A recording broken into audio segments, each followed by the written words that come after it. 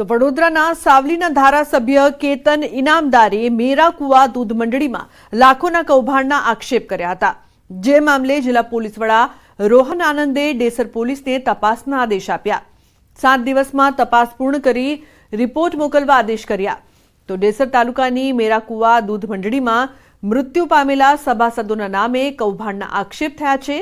દૂધના પૈસા જમા અને ઉપાડ થતા કેતન ઇનામદારે તપાસની માંગ કરી હતી।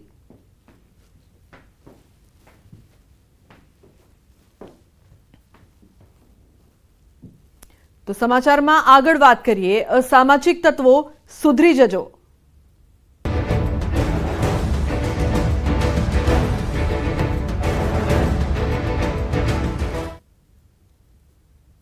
મહેસાણામાં જોખમી સવારીનો વિડીયો વાયરલ થયો છે। ઇકો કારમાં 15થી વધુ મુસાફરો ભર્યા હોવાનો વિડીયો સામે આવ્યો છે।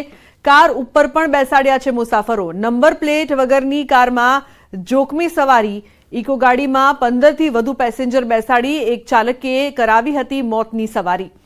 જો કોઈ દુર્ઘટના સર્જાય તો જવાબદાર કોણ? કારમાં 15થી વધુ મુસાફરો ખીચોખીચ ભરવામાં આવ્યા છે। એટલું જ નહીં પરંતુ ગાડીની ઉપર પણ કઈ રીતે લોકોને ભરવામાં આવ્યા છે। નંબર પ્લેટ વગરની આ કારમાં જોખમી સવારી।